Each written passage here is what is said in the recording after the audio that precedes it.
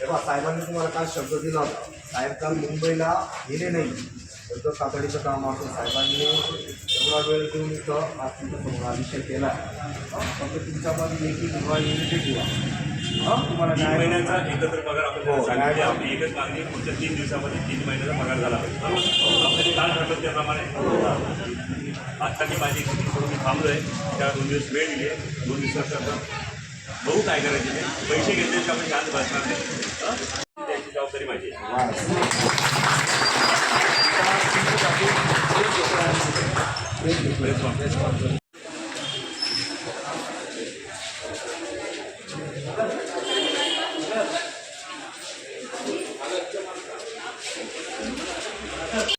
कधी पाहिलं असेल तर तुम्ही या माणसांमध्ये ओळखून दाखवा तो माणूस कोण आहे ते. त्याला समोर आणा. हा माणसाने काम केलं कोण आहे लोक माणसं आणा ना समोर तुम्ही. हे बाबा हे ते सांगतात ना, हे 10 लोकांची नावं, त्या 10 लोकांना समोर घेऊन या आणि याने इथे साफसफाई केली, त्याने तिथे साफ केले, हा सगळ्या हजेरी शीटवरती येत होता, सांगावं ना. त्यांच्याशिवाय भाषा वापरता, मग ते लोक आता वरचे ते त्यांच्याशिवाय त्यांच्यावरती असं दडपण आणलेलं आहे तर ते काहीच बोलू शकत नाही कॉन्ट्रॅक्टदारला. तुम्ही पण साहेब थोडीफार जबाबदारी घेऊन त्यांचा पगार कसा होईल त्याची जबाबदारी घ्या. त्यांची जबाबदारी 6 वर्ष तर नोटीस देत नव्हता ना तो. आता जेव्हा त्याच्या लक्षात आलं की या सगळ्या गोष्टी बाहेर लक्षात आलेल्या आहेत की जेवढे पैसे आपण नगर परिषदेकडनं घेतोय तेवढे पैसे आपण काम करण्यात देत नाहीये, त्यांची पिळवणूक करतोय. काही गाड्या अशा की रस्त्यात त्या बंद पडल्या गाड्या, त्यांचं हायड्रोलिक चालत नाही, त्या हाताने उचलून टाकायला लागतं. हे आता आपण काही 100 वर्षापूर्वी मागे नाहीत ना, आपण 2026 मध्ये करतो आहे. ती लोक हाताने सगळं ते काम करताय. त्या सगळ्या अनेक प्रश्न आहे, पण पहिला तातडीने त्यांचा प्रश्न आहे की त्यांचे पगार, त्यांचं ह्या कामावरती त्यांचं घर चालतं, पोटपाणी आहे, त्यांचे पगार आपण कधी देणार आहोत. तर कॉन्ट्रॅक्टर जर पळून जात असेल तर ती शेवटी नगर परिषद म्हणून आपली जबाबदारी आहे. 2019 त्यांनी नवीन जो कॉन्ट्रॅक्टर त्याच्यावर काम करत आहे. तर आता गेले काही दिवस होती ते पैसे डेली वेजप्रमाणे अर्ध्यापेक्षाही कमी पैसे त्यांना ते मिळत आहेत. त्यांना ज्या रजा आहे, PF आहे, ESIC जे काही त्यांचं आहे त्यांच्या नियमितपणे मेडिकल चेकअप व्हायला पाहिजे, कुठल्याही गोष्टी त्यांच्याकडनं होत नाही. आणि आता काल परवापासून त्या लोकांनी काम बंद आंदोलन केलं आहे. कॉन्ट्रॅक्टला आपण एवढ्या वर्ष जर आपण तो काम करत होता, त्याला मुदतवाढ देत होतो, तर अचानक असं का घडलं की त्यांना मागच्या अचानक 2 दिवसापूर्वी काम बंद करावं लागलं. तर ती काहीच गोष्टी होत नाही आहे. शेतकऱ्याप्रमाणे जर करायला पाहिजे तर यांचे पैसे आतापर्यंत जे पैसे त्यांना पगार दिले त्यांचे डबल पैसे 6 वर्ष त्यांना द्यायला पाहिजे. देईल का तो आणून लगेच पैसे 6 वर्षातले पैसे नाही देणार ना. मग ते टेंडर नाही. बरं, जर त्याने काम बंद करायचंय, शेवटी हे अत्यावश्यक सेवेमध्ये येतंय, तो काम असं कसं बंद करू शकतो. आपण त्यांना कळवलं आणि त्या कॉन्ट्रॅक्टदाराशी या कर्मचाऱ्यांनी वारंवार संपर्क साधला. त्यांची भाषा काय आहे का मी तुमचा पगार करण्यासाठी शेती विकायची भाषेत दिलेलं आहे. स्ट्रिक्ट भाषेत नाही. ऑलरेडी तुम्ही 8 तारखेला आपली सर्वसाधारण सभा झाली, त्यानंतर 15 दिवसात तो तुम्हाला पत्र देतो बाबा काम मी बंद करतो. असं चालतं का सर? 3 महिने अगोदर नोटीस द्यावं लागते. 1 महिन्याच्या पण मग तुम्ही त्याला असं सोडायला नको पाहिजे ना का बाबा. नगरपालिकेत मोठ्या प्रमाणात भ्रष्टाचार झाला आहे असं तुम्ही आरोप करताय. काय भ्रष्टाचार आणि कशाचा आणि किती कोटीचा? चांदवड नगर परिषदेमध्ये 2019 पासून घनकचरा व्यवस्थापनाचं कॉन्ट्रॅक्ट संबंधित कॉन्ट्रॅक्टला दिलं होतं. त्या कॉन्ट्रॅक्टच्या रूपाने त्याला जे काम नगर परिषद दिलं होतं त्या नगर परिषदेमध्ये कॉन्ट्रॅक्टरने जेवढी कर्मचारी, सफाई कर्मचारी त्या ठिकाणी होते, त्याच्यापैकी अनेक कर्मचारी असे की त्या ठिकाणी नावं घुसवली, ते सफाई कर्मचारी नाही आहेत, त्यांची नावं त्या ठिकाणी घुसवलेली आहेत. हे सर्व कर्मचारी जे नगर परिषदेमध्ये सफाई कामगार म्हणून काम करतात त्यांना कुठल्याही ESIC, PF, कुठल्याही त्याच्या आरोग्यविषयक समस्या असतात, आजार असतात, त्यांना कुठल्याही तपासणी त्या ठिकाणी केली गेली नाही आहे. वर्षाला जवळजवळ दर महिना 16 ते 17 लाख, वर्षाला 1.5 ते 2 कोटी रुपयांचं त्या ठिकाणी त्या कॉन्ट्रॅक्टला दिले जात होते. त्याच्यापैकी अर्धेसुद्धा पैसे म्हणजे 25 ते 30% सुद्धा पैसे त्या सफाई कर्मचाऱ्यांपर्यंत पोचत नव्हते. वर्षाचा 2 ते 3 कोटी रुपये जवळजवळ त्याच्या नगर परिषदे सफाई कर्मचाऱ्यांच्या वरती, नगर परिषदेची साफसफाईवरती खर्च करत होती. पण त्याच्यापैकी कुठलाही पैसा हा नगरपालिकेच्या त्या कर्मचाऱ्यांच्यापर्यंत पोचत नव्हता. त्यांना 622 रुपये जे द्यायचे ठरलेले होते, त्याच्या टेंडरमध्ये 622 होते. 622 पैकी फक्त 380 रुपये म्हणजे उर्वरित पैसे कुणाकडे जात होते याचा शोध घेण्यासाठी आम्ही प्रयत्न करतोय की उर्वरित पैसे कुणाच्या कुठल्या लोकप्रतिनिधीकडे जात होते, कुठल्या अधिकारीकडे जात होते, कुठला माणूस त्या ठिकाणी ते सगळं मॅनेज करत होता. असे अनेक प्रश्न आहेत. ह्या संपूर्ण याची चौकशी मागच्या नगर परिषदेत जेव्हा महासभा झाली, आमच्या सर्व नगरसेवकांनी ते प्रश्न त्या ठिकाणी उपस्थित केले आणि या सर्व प्रश्न उपस्थित झाल्यानंतर आम्ही त्याची खातरजमा केली आणि ही सर्व माहिती माननीय महाराष्ट्र राज्याचे उपमुख्यमंत्री आमच्या पक्षाचे मुख्य नेते एकनाथ शिंदे यांच्यापर्यंत पोहोचवली आणि साहेबांनी या संपूर्ण नगर परिषदेमध्ये घनकचरा व्यवस्थापनाच्या बाबतीमध्ये या कामगारांच्या बाबतीमध्ये जो काही भ्रष्टाचार झाले त्याची सखोल चौकशी करून संबंधित कॉन्ट्रॅक्टरकडनं रिकव्हरी करायची आहे. संबंधित जे काही आतापर्यंत अधिकारी या ठिकाणी इन्व्हॉल्व होते त्यांच्याकडे रिकव्हरी करायची, त्याची संपूर्ण चौकशी त्या ठिकाणी केली जाईल. एक अहवाल जर तुम्ही बघितला तर जवळजवळ 500 पेजचा त्याचा एक महिन्याचा त्या पगाराच्या शीट होत्या. पण तो पगार जर सकाळी जमा केला तर दुपारी जे पैसे त्याला मिळत होते. तर एवढा कुठला अधिकारी त्या ठिकाणी होता की तो 500-600 पेज जमा चेक करून आणि पैसे देत होता. त्यामुळे मोठ्या प्रमाणात या नगर परिषदेमध्ये हा भ्रष्टाचार झालेला आहे आणि हा भ्रष्टाचार ह्या ठिकाणी असणारे लोकप्रतिनिधीचा वरदहस्त असल्याशिवाय होऊ शकत नाही. वरदहस्तामुळेच हा भ्रष्टाचार झाला आहे. हा एक मुद्दा आमच्या नगरसेवकांनी आम्ही उपस्थित केला. असे अनेक चांदवडकरांचे जे मुद्दे पुढच्या काळामध्ये आपल्यासमोर येतील. सर त्यांना किती वर्षात आणि किती कोटीचा होता? जवळजवळ 15 ते 20 कोटीचा भ्रष्टाचार मागच्या 6 वर्षामध्ये झालेला आहे आणि त्याची रिकव्हरी व्हावी अशी आमची इच्छा आहे. सर पण त्यांना सत्तेत भाजप आणि तुम्ही म्हणजे महायुतीत आहात, मग असं एक भाजप विरुद्ध शिवसेना असा हा लढा आहे? नाही, मी माझं पहिल्यापासून मी जे काही मी सांगितलेलं आहे की या ठिकाणी जो नगर परिषदेने जे काही माणसं नेमले होते, जे कॉन्ट्रॅक्टर नेमले होते ते काम करून घ्यायचं, ते पैसे पोचायचे त्यांच्याकडे जबाबदारी होती. जे लोकप्रतिनिधी काम करत होते त्यांची सुद्धा जबाबदारी होती की आपल्या शहरामध्ये साफसफाई करणारे कर्मचारी आहेत, त्यांचे पैसे त्यांचे थकीत देणे, त्यांचं हे करणं त्याची जबाबदारी त्यांनी केली नाही, त्यांची जबाबदारी पार पाडली नाही, म्हणून ते सुद्धा त्या ठिकाणी दोषी आहेतच ना. असाही एक चर्चा आहे का भाऊसाहेब चौधरी विरुद्ध डॉक्टर राहुल आहेत, असा इथे एक त्यामुळे त्याला शीतयुद्ध सुरू आहे. आम्ही कुठल्या व्यक्तीच्या विरोधात नाही, आम्ही ह्या सगळ्या यंत्रणेच्या विरोधात. यंत्रणेमध्ये जर त्यांनी चुकीचं केलं असेल आणि यंत्रणेमध्ये मागच्या 4-5 वर्षात ह्या सगळ्यांना जर पाठीशी घातलं असेल तर त्याची चौकशी व्हायला पाहिजे.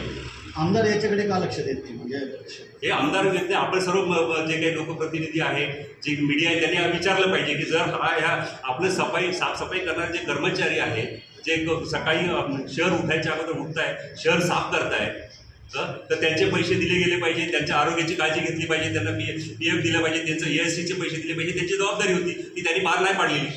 नगराध्यक्ष किंवा इतर नगरसेवकांनी काही याच्या बाबतीत आवाज चौकशीचा हे केलाय, आदेश दिला आहे? नाही, आता तर ह्या नगरपालिकेच्या पातीची महासभा झाली, त्या सभेमध्ये हे विषय आले. ते पुढची जी महासभा होईल त्या महासभेमध्ये सुद्धा हे जे प्रश्न आहे हे प्रश्न घेऊन आमचे नगरसेवक त्या ठिकाणी लढतील. घनकचरा जो व्यवस्थापन केलेलं आहे त्याच्यातही भ्रष्टाचार आहे असं काही आरोप? बायोबहिणीमध्ये आहेत ना त्या ठिकाणी, तो तर फार मोठा अजून एक विषय. पहिला तर आम्ही कामगारांचा विषय, PF ESIC हे पगारावरती बोलतोय.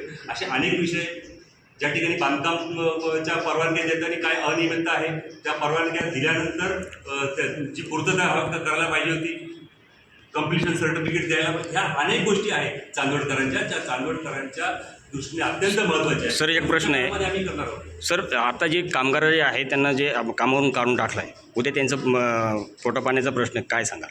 आत्ताच आम्ही जे नगरपरिषद CEO त्यांना भेटलो आणि त्यांना सांगितलं की जे 55 ते 60 कर्मचारी आहेत लिस्टवरती आणि त्याच्यातले 40 ते 45 कर्मचारी काम करत आहेत, बाकीचे कर्मचारी कुठे ते माहीत नाही, ते शोधावं लागेल. आता तर जी कर्मचारी आहे त्यांची देणी पुढच्या 2 ते 3 दिवसात, जे 3 महिन्याचा थकीत पगार आहे ते 2 ते 3 दिवसात द्यायचा आणि पुन्हा ह्या कर्मचाऱ्यांना कुठल्याही प्रकारे ते बेरोजगार होणार नाही याची जबाबदारी सुद्धा 8-10 वर्षामध्ये काम करत त्यांना सुद्धा काम देणं ही नगरपरिषदेची जबाबदारी आहे. ठीक आहे. याच्यात एक महत्त्वाचा प्रश्न असा आहे का एवढा मोठा भ्रष्टाचार होत असताना नगराध्यक्ष असो किंवा CEO असो त्यांच्या निदर्शनास कसं आला नाही किंवा आमदार असो? ठीक आहे, मागच्या काळात प्रशासक होतं. 2019 नंतर मागच्या 4-5 वर्षाचं प्रशासन जो CEO होता तो प्रशासन म्हणून तो त्याला सर्व अधिकार तो सगळे करत होते. तर मागच्या ह्या 4-5 वर्षात जे काही CEO आले त्यांची सुद्धा चौकशी व्हायला पाहिजे. नगरविकासकडनं ते पत्र मी मगाशी दाखवलं. चांदवड नगर परिषदेचा घनकचऱ्याच्या संदर्भात एक अत्यंत महत्त्वाची अशी पत्रकार परिषद होते. त्या पत्रकार परिषदेसाठी आलेले सर्व प्रिंट मीडिया, इलेक्ट्रॉनिक मीडिया, माझ्याबरोबर असलेले आमचे शिवसेनेचे गटनेते सविता त्यावले, आमचे दुसरे नगरसेवक आवाडेजी आणि आमच्या सर्व पदाधिकारी. चांदवड नगर परिषदेमध्ये 2019 साली घनकचरा जो संकलन कचरा होतो नगर परिषद, या कचऱ्यासाठी टेंडर प्रक्रिया पार पडली. ती वर्षभरासाठी ते टेंडर होतं. 2019 पासून आज 2026 पर्यंत 1 वर्षाचं टेंडर असताना सातत्याने त्या टेंडरला मुदतवाढ देण्याचं काम प्रशासन आणि मागच्या काळात जे काही लोकप्रतिनिधी त्या ठिकाणी ते काम बघत होते त्यांच्याकडनं त्या ठिकाणी झालं. कचरा उचलण्यासाठी काही केमिकल वापरण्याची बिलं वारंवार लावल्या गेली. असं कुठलंही केमिकल त्या ठिकाणी वापरल्या गेलं नाही आणि वापरल्या गेलं तर ज्या आम्ही नगर परिषदेचे जे अधिकारी त्यांच्याकडे ती मागणी केली, कुठलेही पेपर त्यांच्याकडे त्या संदर्भात मिळाले नाही. अनेक त्या ठिकाणी अशा काही गोष्टी आहेत. नगर परिषदेमध्ये जे साफसफाई करणारे कामगार आहेत त्या कामगारांची यादी बघितली. ती यादीमध्ये असे अनेक लोक आहेत, 10 ते 15 लोक, की त्यांनी कधी कचरा संकलन किंवा कचरा गाडीवरती गेले नाही, त्यांना कधी पाहिलेलं नाही आहे. अशी त्या ठिकाणी ती नावं आहेत. त्यांची नावं जर दाखवली तर आपल्यापैकी अनेकांना आश्चर्य वाटेल की अशी नावं त्या ठिकाणी आहेत. त्यांना जे टेंडर प्रक्रियेमध्ये त्यांना 622 रुपये देणं अपेक्षित होतं, त्या 622 पासून 380 रुपये फक्त त्या कामगारांना दिले गेले. बाकी उर्वरित रक्कम ती कुणाकडे जमा होत होती, त्याचा विनियोग काय होत होता, हे अनेक प्रश्न आम्ही नगर परिषद CCOना विचारले. नगर परिषदेकडनं जे काही बिल जायला पाहिजे होतं, नगर परिषद दरमहा जवळजवळ 16.5 लाखाचं बिल त्या कॉन्ट्रॅक्टला देत होते. पण कॉन्ट्रॅक्टरकडनं एकतर जी यादी होती सफाई कामाची, ती यादीमध्ये असणारी माणसं नव्हती. दुसरी त्यांना दिले जाणारे पैसे, ते अर्धे पैसे त्या ठिकाणी दिले जात होते. कॉन्ट्रॅक्टरची जबाबदारी होती त्यांची नियमितपणे मेडिकल चेकअप व्हायला पाहिजे, त्यांना ESIC मिळायला पाहिजे, त्यांना PF मिळायला पाहिजे. त्या कुठल्याही गोष्टी त्या ठिकाणी कॉन्ट्रॅक्टरने केल्या. आणि जो पगार आहे त्यांचा, जो काही त्यांना पैसे देणं लागतं, ते पैसे थेट शासनाच्या धोरणाप्रमाणे थेट त्यांच्या खात्यात जमा व्हायला पाहिजे. पण असं कुठेही घडलं नाही. कधीतरी त्या कॉन्ट्रॅक्टरने यायचं, ते नगर परिषदचं बिल त्या ठिकाणी जमा करायचं. नगर परिषदेचं ते बिल जे आहे ते बिल एक पूर्ण सेट आहे. हा एवढा सेट त्या ठिकाणी असतो. हा जर बघितला तर याच्यात कमीत कमी 200 ते 500 पानांचं हे डॉक्युमेंट आहे. हे डॉक्युमेंट जमा केल्यानंतर अपेक्षित आहे आपल्या सर्वांना की हे डॉक्युमेंट चेक करायला कमीत कमी 7-8 दिवस तर जायला पाहिजे ना. 1-2 अधिकारी नगर परिषदेचे जे कर्मचारी आहे ते सकाळी जमा केल्यानंतर दुपारी लगेच त्याच्यावरती सही केली जाते आणि ते बिल त्या ठिकाणी त्या कॉन्ट्रॅक्टला अदा केलं जातं. त्या डेट बघा, ज्या दिवशी सेम तारखेला सकाळी जमा होतं, दुपारी त्याचं अप्रुव्हल होतं आणि त्यांना त्या ठिकाणी पेमेंट झालं. तर असा कुठला कॉम्प्युटर आणि कुठल्या अधिकारी त्यांनी आणले की 200-500 जे पेज आहेत ते एका दिवसात चेक.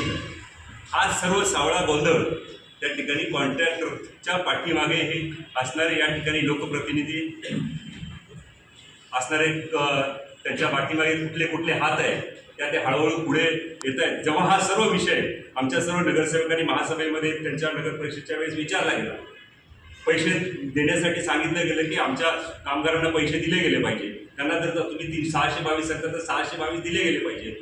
तर ते पैसे न देता त्यांना कळलं की आता हे पैसे द्यावे लागेल. 2-3 महिन्यापूर्वी त्यांनी ते मी ह्या नगर परिषदेचं काम करू शकत नाही असं नगर परिषदेला कळवलं. जर त्यांना नगर परिषदेने काम करायचं नव्हतं तर 6 वर्ष त्यांनी सातत्याने त्याला मुदतवाढ देऊन काम का केलं? आता सुद्धा जर आमच्या नगरसेवकांनी त्या ठिकाणी हे प्रश्न उपस्थित केले तर पुढचे 2-3 वर्ष सुद्धा त्या ठिकाणी ते असंच पैसे घेऊन त्या ठिकाणी काम चालू राहिलं असतं. जे संपूर्ण ज्या मागण्या होत्या आमच्या नगर परिषदेत त्या आदरणीय उपमुख्यमंत्री एकनाथ शिंदे साहेब यांना त्या ठिकाणी दिलं आणि त्यांनी त्या ठिकाणी चौकशी करण्याचं मला आश्वासन केलं. त्यांनी स्वतःच्या सही हाताने रिमार्क मारला. नगर परिषदेचा काही भ्रष्टाचार गेल्या 5-6 वर्षात झालेला आहे. त्याची सखोलपणे चौकशी आणि जे दोषी असणार आहे त्या दोषींवरती त्या ठिकाणी कार्यवाही होईल. त्यांच्याकडे रिकव्हरी करण्याची आहे, त्यांच्याकडे रिकव्हरी केली जाईल. ते स्थानिक लोकप्रतिनिधीने त्यांचा कुणाचा हात असेल ते सुद्धा त्या ठिकाणी शोधलं जाईल आणि ती रिकव्हरी जर त्यांच्याकडे असेल त्यांच्याकडे ती केली जाईल. 16.5 लाखाप्रमाणे वर्षाचे जवळजवळ 2 ते 3 कोटी रुपये त्या ठिकाणी कामगारांना कॉन्ट्रॅक्टला देतो आपण. आणि ह्या चांदवड नगर परिषदेचा सर्व जर आपण विचार केला कर रूपाने येणारा जो पैसा आहे तो साधारणतः 1.5 ते 2 कोटी रुपये त्या ठिकाणी कर रूपाने नगर परिषदेकडे येतो. म्हणजे कर रूपी जो पैसा आलेला आहे तो कर रूपी पैसा ह्या नगर परिषदेने कामगारांच्या वापरण्यासाठी हा पैसा कुठे वापरला. बरं, त्यांना दिलेला पैसे दिलं, जर ते कर संकलन जेवढे झालं तेवढे पैसे त्यांचे तेवढे दिले असं हरकत नव्हती. पण त्याच्यापैकी त्यांना अर्धे पैसे दिले नाही, अर्धे लोक त्या ठिकाणी वेगवेगळे घुसवले गेले. आणि आमची मागणी होती की आता आम्ही सीओनं भेटलो की तुम्ही त्या कर्मचारी जे काम करतात त्या कर्मचाऱ्यांना तुम्ही पैसे थेट त्यांच्या अकाउंटला दिले गेले पाहिजे. नंतर सांगितलं की नाही, त्यांना डॉक्युमेंट मागितले आणि त्यांचे डॉक्युमेंट त्या ठिकाणी मिळत नव्हते. पण जेव्हा मी पुन्हा त्या समोरासमोर कामगारांना विचारलं तर कामगारांचे सर्वांचे बँकेमध्ये अकाउंट आहे आणि हे नगर परिषदेला कळवलेलं आहे. असा एकही कर्मचारी नाही की त्याचं अकाउंट आहे. मग हे लपवा छपवी हे सगळे प्रकार काय चालले होते, हे अनेक प्रश्न त्या ठिकाणी उपस्थित होत आहेत. पुढच्या काळामध्ये सुद्धा ज्या पद्धतीने जे नागरिकांच्या राहणीमान उंचवण्याच्या दृष्टीने आहे ते आम्ही पुढच्या काळात घेणार. पण सुरुवातीला हा जो कामगारांचा विषय आहे, शहराचा विषय, शहर स्वच्छ ठेवणारी जी मंडळी त्यांच्यावर जबाबदारी जी सकाळी उठून त्याच्या अगोदर रस्त्यावर येतात, शहर साफ करतात, तर त्यांचे जे पैसे खाण्याचा अधिकार, त्या पैशावरती भ्रष्टाचार करण्याचा अधिकार त्या सर्व मंडळींना कोणी दिला आहे. तर ह्या सर्व मंडळाची जोपर्यंत ह्या सर्वांची रिकव्हरी होत नाही, त्या कर्मचाऱ्यांचे जे काही मागच्या 2-4 वर्षामध्ये जेवढे पैसे त्याने स्वतःकडे ठेवले, पैसे दिले नाही आहेत, त्यांची रिकव्हरी, संपूर्णपणे रिकव्हरी आम्ही नगर परिषद सीओनं सांगितलं की त्याचे जे काही थकीत बिले, त्या बिलापुढे राहिलेली जी नगर परिषदेकडे रक्कम आहे त्या रकमेतून ह्या सर्वांची देणी, मागच्या 3 वर्षांच्या भ्रष्टाचार कुठे पैसे घेतले त्यांची देवी, अशी आमची मागणी आम्ही त्या ठिकाणी केली आणि कार्यवाही झाली पाहिजे. पण आता जेव्हापासून सत्ता हे नगराध्यक्ष होते 7 महिने झाले, त्यांची मूकसंमती तर नसावी आहे.